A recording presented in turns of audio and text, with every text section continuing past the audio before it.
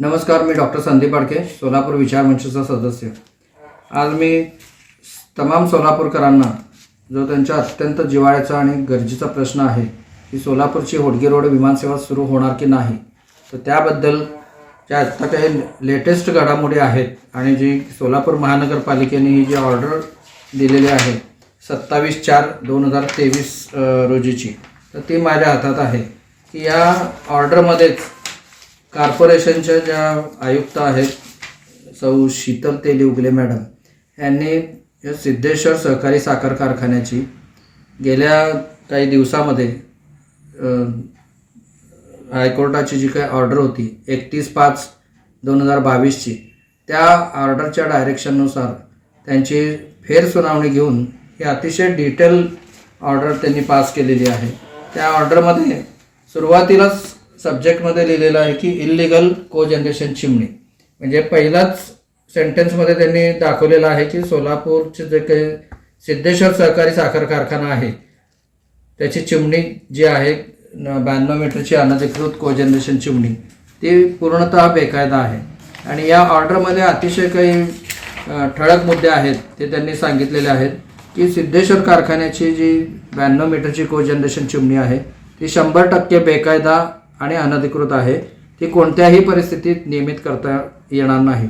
आणि ही ऑर्डर देताना आयुक्तांनी जे आत्तापर्यंतचे 2014 सालापासूनच्या कारखान्याने जे काही कोर्टामध्ये धाव घेऊन काही केसेस केल्या होत्या त्याच्यावरच्या सगळ्या ऑर्डर, शिवाय एअरपोर्ट अथॉरिटी, DGCA, प्रदूषण नियंत्रण मंडळ ह्यांच्याबरोबर ज्या काही तक्रारी होत्या आणि त्याच्याबरोबरच्या ऑर्डर, ह्या सगळ्या ऑर्डर लक्षात घेऊन 13/7/22 ते 14/11/22 या कालावधीत 6 वेळेला कारखान्याच्या चेअरमन आणि व्यवस्थापनाला त्यांनी आपलं म्हणणं मांडायला संधी देऊन सुद्धा कारखान्याने फक्त आमची चिमणी अधिकृत करा आणि DGCAचा अहवाल येईपर्यंत काही कारवाई करू नका एवढेच फक्त म्हणलेलं आहे।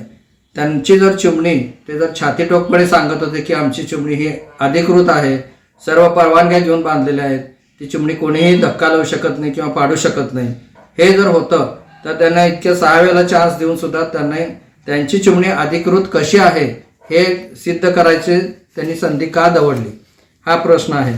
त्याच्यामुळं 478च्या महाराष्ट्र रिजनल आणि टाउन प्लॅनिंग जो ॲक्ट आहे 1966चा, तर त्या ॲक्टप्रमाणे 478ची नोटीस देऊन त्या नोटीसनुसार 27/4/22 पासून की धर्मराज काडादी साहेब, त्यांचे संचालक मंडळ आणि कारखान्याचं जे समर्थन करणारे लोक आहेत ते सुप्रीम कोर्टाला सुद्धा जर मानत नसतील तर आता या कारखान्याबद्दल आणि ह्या लोकांबद्दल आता काय बोलावं अशी परिस्थिती आहे।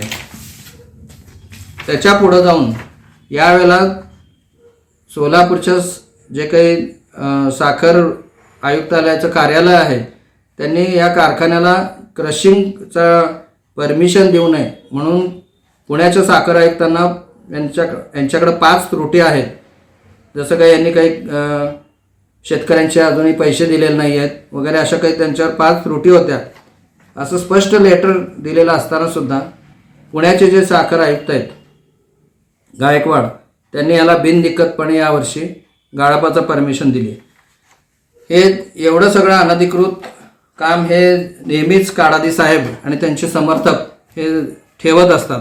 आता ह्याच्यामध्ये 10 मेगावॅट जे काही वीज आहे ते निर्मितीचा प्रकल्प जास्त करू शकतो। जास्त गाळप असलेला तुमच्याकडे काही पुरावा आहे का? 11 जानेवारी 2023ला 5000 मेट्रिक टनाची त्याला लिमिट असताना 5750 मेट्रिक टन एवढं गाळप केलेलं आहे। आता हे धर्मराज काडादी साहेबांनी फक्त ही चिमणी आणि त्याचं कोजनरेशन प्रोजेक्ट हाच अवैध बांधलेला नाही आहे, तर इथं तुम्ही बघू शकता की त्याच्या कारखान्याच्या ज्या प्रिमायसेसमध्ये आहे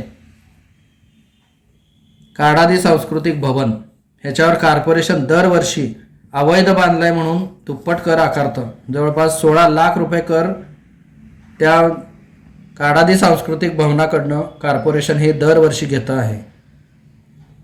ह्याचाच अर्थ कारखान्याच्या प्रिमायसेसमधलं काडादी सांस्कृतिक भवन हे कुठलेही परमिशन न घेता अवैधरित्या बांधलेलं आहे। आणि यांचे सगळे हे जे काही प्रत्येक ऑर्गनायझेशन्समध्ये किंवा सिद्धेश्वर देवस्थानमध्ये म्हणलं तरी चालेल तिथंसुद्धा सगळ्या अवैध गोष्टी त्यांनी बांधकाम वगैरे केलेलं आहे आणि लाखो रुपये हे टॅक्स रूपात हे कॉर्पोरेशनला देत आहेत. तर त्याच्यामुळं फक्त चिमणीच हा एक अवैध बांधकामाचा प्रकार नाही, तर काडादी साहेबांचे सगळेच जे काय उद्योग आहेत ते टोटली अवैध आहेत. आता याच्यामध्ये खरं तर ज्यावेळेला त्यांनी कोजनरेशन प्रोजेक्टचं ॲप्लिकेशन दिलं होतं त्यांना फक्त 10 मेगावॅट प्रोजेक्ट परमिसेबल होता, पण त्यालासुद्धा कुठलीही मान्यता दिली गेली नाही. एवढं असताना त्यात 38 मेगावॅट वीज तयार करतात आणि संपूर्णपणे अवैधरित्या MSCBला ते 38 मेगावॅट वीज एक्सपोर्ट करतात. याचा अर्थ महाराष्ट्र इलेक्ट्रिसिटी बोर्डसुद्धा या अवैध प्रोडक्शन केलेल्या विजेचं त्यांच्याकडनं परचेस करतात. ही सुद्धा अतिशय भयानक गोष्ट आहे. आता आपला कारखाना वाचवण्यासाठी आणि आपल्या अवैध गोष्टीवर पांघरून घालण्यासाठी वारंवार धर्मराज काडादी साहेब आणि त्यांचे काही समर्थक हे कंटिन्युअस गेले 3-4 वर्ष अफवा पसरवतात सोलापुरात. आता त्यातले एक त्यांनी आता तर एक नवीन बोरामणी विमानतळ आणि कारखाना बचाव समिती असं एक नवीन काहीतरी बनवलं आहे आणि त्याचे प्रत्येकजण वेगवेगळे अध्यक्ष आहेत. तर ते काय सांगतायत की आता हे सोलापूरचं होडगी रोड विमानतळ करण्यापेक्षा ते छोटं आहे, शहरात आहे, त्याला असंख्य अडथळे आहेत, त्याच्यापेक्षा बोरामणीला जे प्रस्तावित आंतरराष्ट्रीय विमानतळ आहे ते का होत नाही. आता मी अतिशय स्पष्टपणे सांगतो की बोरामणीला जे काही प्रस्तावित विमानतळ आंतरराष्ट्रीय होतं हे आयुष्यात कदापिही होणार नाही. हे 100% अतिशय खात्रीलायक सांगतो मी, कारण त्याचे काही ठोस कारणं आहेत. त्यातलं सगळ्यात प्रामुख्याने मुख्य जे कारण आहे तर ह्या बोरामणी विमानतळाची जी काही जागा ॲक्वायर केलेली आहे गव्हर्नमेंटनी, त्या जागेच्यामध्ये जवळपास एक 34 हेक्टर जागा ही वन खात्याची आहे, जे फॉरेस्ट डिपार्टमेंटनी अतिशय स्पष्टपणे या एअरपोर्ट अथॉरिटीला सांगितलेलं आहे की ही जागा कदापिही त्याचं निर्वनीकरण होऊ शकत नाही. ती जागा मारडोक ह्या अतिशय वर्ल्ड एंडेंजर्ड पक्ष्यासाठी रिझर्वड आहे, जे नानदच्या इथं आपल्या इथं मारडोक पक्षी आढळतात त्यांच्यासाठीची ती जागा आहे, कारण तिथंसुद्धा त्या पक्ष्यांचा वहिवाट आहे. तर याच्यासाठी ती जागा कदापिही देणार नाही हे सांगितलं आहे. पण तरीसुद्धा बऱ्याचदा यांनी अशा अफवा पसरवल्या की आम्ही अशा प्रयत्नात आहे किंवा फॉरेस्ट डिपार्टमेंट त्याचे निर्वनीकरण करणार आहे. आता मारडोक काय इतका त्यांच्या एवढा ज्ञानी नाही आहे की त्याला सांगावं की बाबा इथं आम्हाला आंतरराष्ट्रीय विमानतळ तयार करायचं आहे की तू आजपासून इथं राहू नकोस, की तुला दुसऱ्या ठिकाणी काहीतरी जागा देतो आम्ही. एवढा यांच्या एवढा ज्ञानी नाही आहे, त्याच्यामुळे तो मारडोक तिथंच राहणार आहे. आणि मला सांगायचं अजून एक अतिशय चांगली गोष्ट आहे की सोलापूरमध्ये बऱ्याचशा अशा अफवा पसरवल्या गेल्यात की मारडोक नामशेष झाला आहे, पण एप्रिल महिन्यातच 2 वेळा मारडोकचं दर्शन झालं आहे. आणि आज सकाळीच नानदच्या मारडोक अभयारण्यामध्ये एका मादी मारडोकचं परत एकदा दिसलेली आहे. एवढं सगळं असताना तर मारडोक संपला आहे, मारडोक नाही, या अशा ज्या अफवा पसरवतात हे अतिशय चुकीचं आहे. या उलट जे सेंट्रल गव्हर्नमेंटने सांगितलेलं आहे आणि हायकोर्टाचे जे काही ऑर्डर्स आहेत त्यानुसार मारडोकचं संवर्धन केंद्र इथं सुरू होणं गरजेचं आहे आणि ते सुरू झालेलं आहे. एकदा जर मारडोकचं संवर्धन केंद्र इथं व्यवस्थितरित्या सुरू झालं आणि इथले मारडोकचं काउंट वाढला तर ते सोलापूरच्या दृष्टीने अतिशय मोठं वरदानच आहे की ते मारडोक बघायला पर्यटक येतील आणि एक मारडोक पर्यटन नव्याने चालू होईल. आता दुसरी अजून एक गोष्ट म्हणजे बोरामणी विमानतळ का होणार नाही, तर त्याचा खर्च हा अफाट वाढलेला आहे आणि तो खर्च कुठलंही सरकार देऊ शकत नाही. त्याचं तिसरं कारण म्हणजे तिथं एक अवैधरित्या चालणारा कत्तलखाना आहे आणि ज्यावेळेला कत्तलखाना असतो त्यावेळेला त्या एरियामध्ये कुठलंही एअरपोर्ट होत नाही.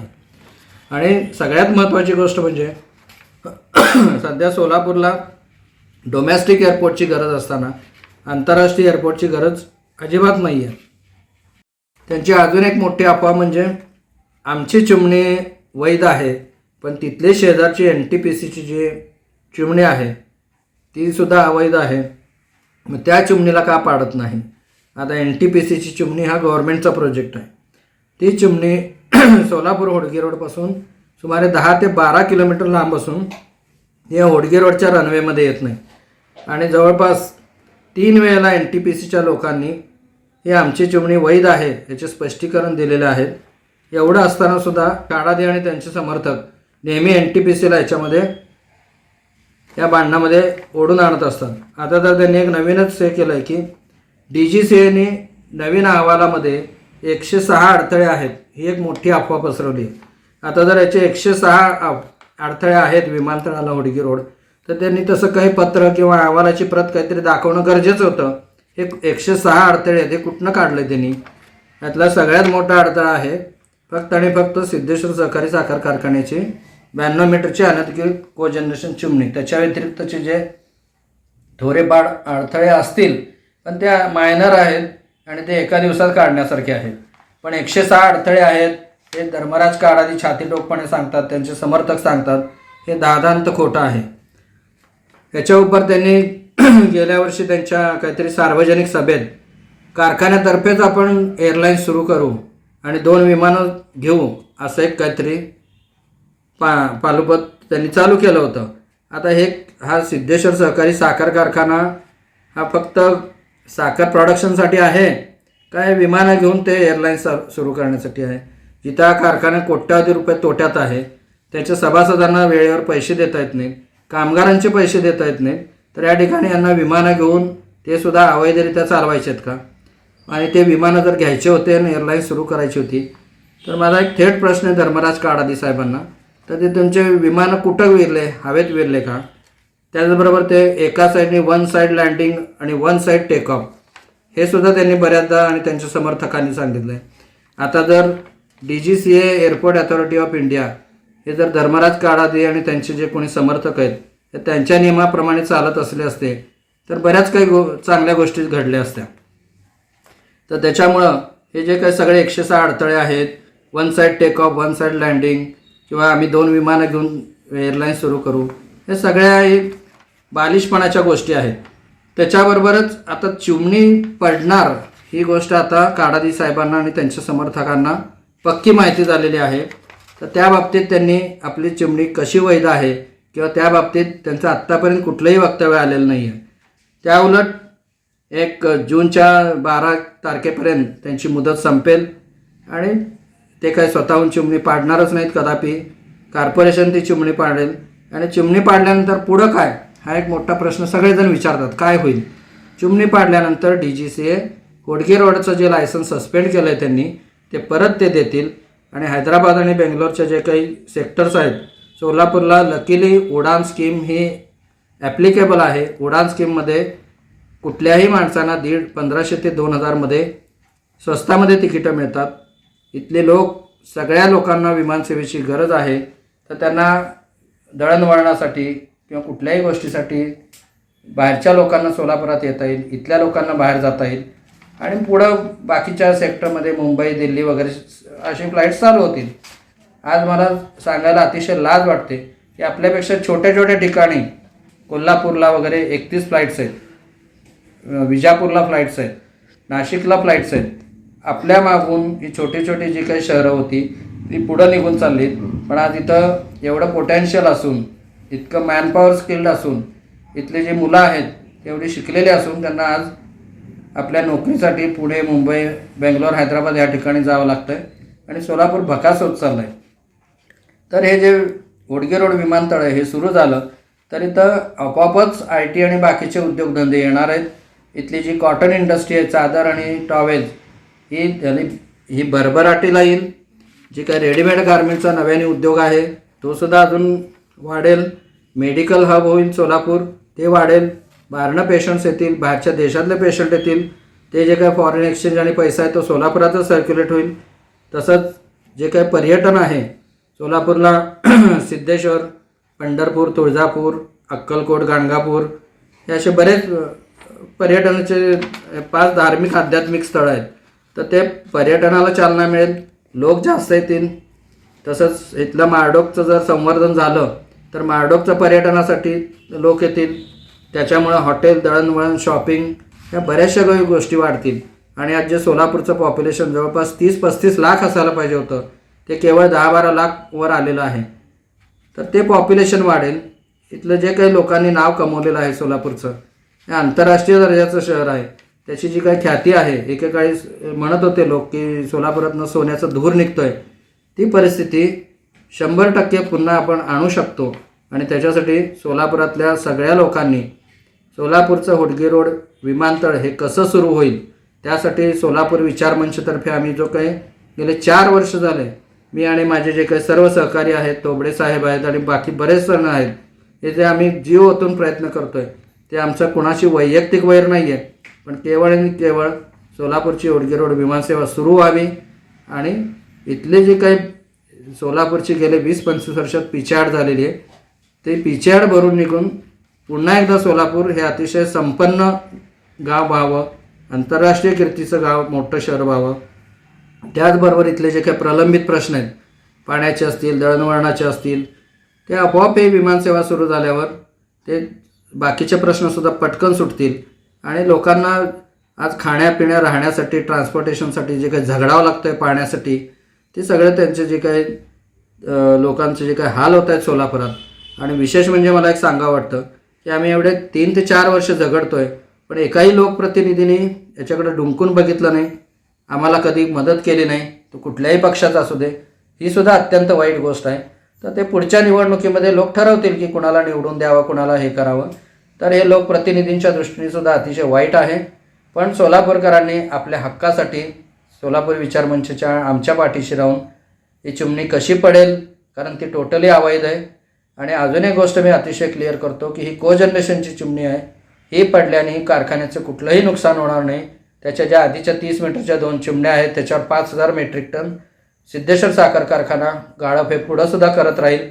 त्याच्यामुळे ते कारखाना बंद होईल, नुकसान होईल. ह्या अफवांनासुद्धा आता पूर्ण विराम मिळालेला आहे. त्याच्यामुळं चिमणी ही टोटली अनधिकृत आहे, ती कदापि अधिकृत होणार नाही, ती पडणार आहे.